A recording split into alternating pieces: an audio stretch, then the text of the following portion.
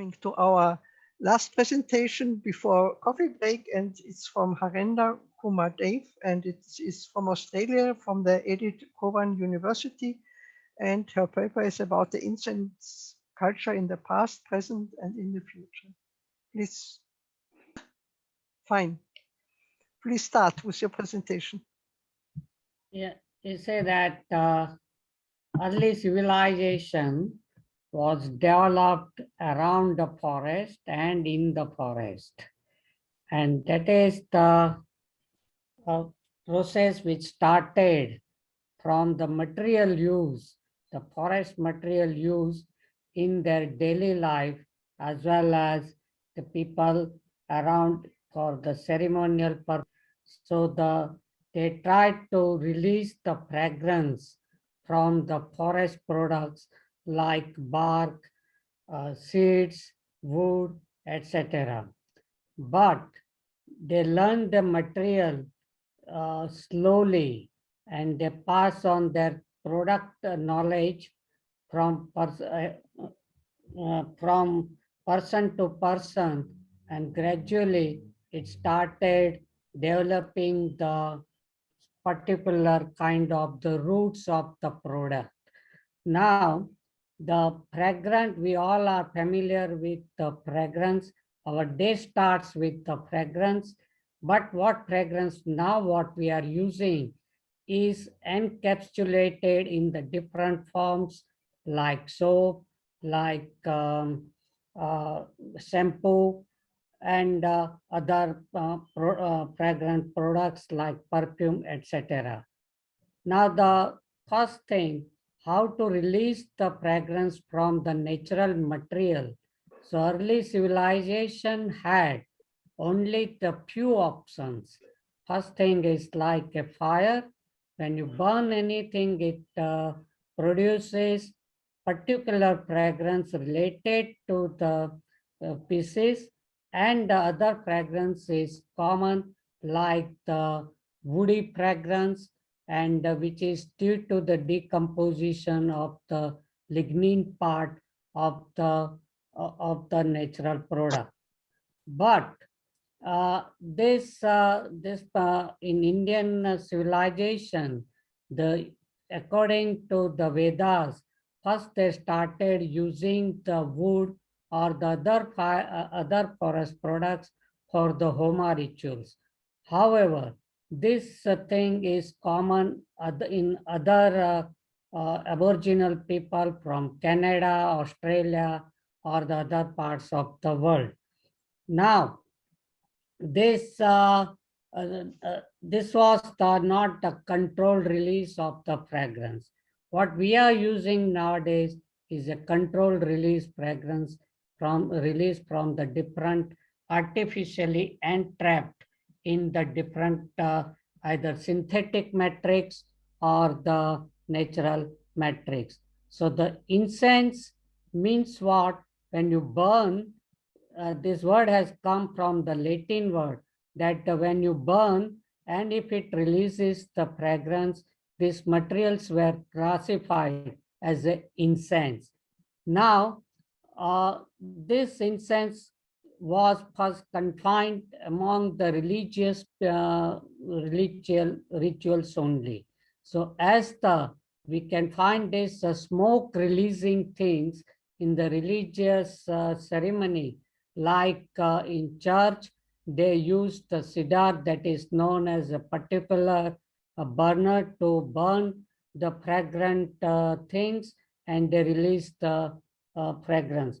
Other things, we use the incense in other parts of the world, and that incense is mainly the mixture or powder mixture of the fragrant materials which can smolder slowly. Now, the smoldering combustion is in the partially not in the sufficient amount of the oxygen. So when you burn anything with the complete amount of oxygen, and when you burn it in the insufficient amount of oxygen, then they produce the different kind of the smoke, the smoke which is produced by the smoldering, like the cigarette burning is a smoldering example. Same thing is the incense burning is also the smoldering combustion. Now this smoldering combustion was utilized by our ancestor for the medicine purpose, and this the smoke, it is also utilized to prepare some delicious dishes of the smoky fish, etc.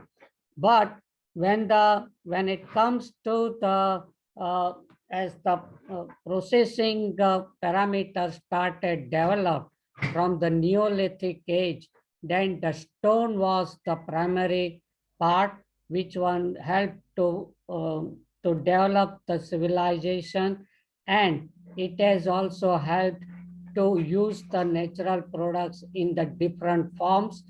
Now, let's take in the previous talk, I talked about the examples. All wood pieces cannot be defibrated easily just by using the hand force on the grinding stone. But sandalwood is the specific example which has got the volatile fragrance in the significant amount. So when you rub it against the grinding stone in the presence of the water, then due to the release of the volatile fragrance, the capillary force is developed on the surface of the wood, which makes it too easy to defibrate it. So this was my research topic, which I started long back in Edith, Cowan University, and now I have developed the theoretical model that why it is able to defibrate the sandalwood so easily. The other wood pieces which are not fragrant cannot be defibrated so easily. And that is how any product, when you develop what we are getting the knowledge is from the previous civilization, how they use the different products. Now, in the what we see the incense in the previous previous civilization or the older civilization, they were using all natural products. There was no synthetic chemicals or the dyes. But now what we are using is the synthetic chemicals for the color purpose. So when you burn it, it produces another additional kind of the smoke which is associated with the chemicals what they have artificially used. So now the previous generation, they had used the incense sticks in the open ventilation, and then there was not any air pollution problem. But in the early towards the end of the last century, the Environment Protection Agency in USA, they published the review related to the indoor pollution, and they analyzed the incense and the use of the candles, and they established that they are one of the potential pollutant for the indoor environment. And that is how the first research published was related to these things was published from the Taviani's temple, and that was broadcasted on the BBC. And from that moment, the research interest in the smoke of incense was intensified. And from the different parts of the world, they established that the smoke for smoke using incense smoke using in the indoor environment where there is not enough ventilation made that incense producers to advertise their products in the different way. So once if you start using the product in the as you classified potentially dangerous, so naturally that sparks the that sparks the fear for the consumers. And they don't realize that this research was published in relation with the insufficient amount of the ventilation. So if you got enough ventilation and the small number of incense sticks used, then it is not harmful. So I don't say that it is not harmful for everyone, but it may be harmful for some person, but not for the general public. So instead of generating the fear, I wish that from the right from beginning that whatsoever the chemical phobia is in the media, that we have to use it. Okay, so the message is that everything, whenever we use the product, instead of using the only Google, use the scientific knowledge and the details of it. Thank you. Thank you very much for this interesting presentation. It's also one example of the handing over of traditional knowledge from the parents and grandparents to the descendants. And also this enzyme is also used very much in the Alpine region, mainly also for hygienic purpose to kill the insects in the house. But this is only done once a year or twice a year. And probably then they open the windows, and this will not do any harm to the health. But it's very interesting because it's as Paracelsus also said, the doses and reaction. So if you have too much, then it does harm, and if there's only a small amount of then it's doing no harm. So we have no. There are no questions in the chat.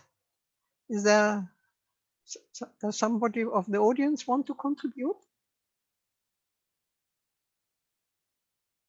No? Nothing? Nobody will continue? Then we'll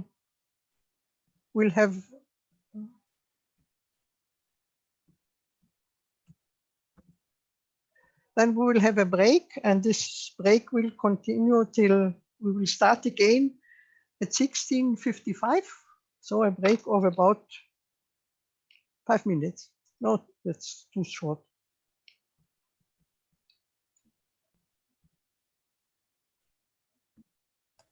Yes. 10 past 5. No, we have now the break till 5:10. So this is 15 minutes.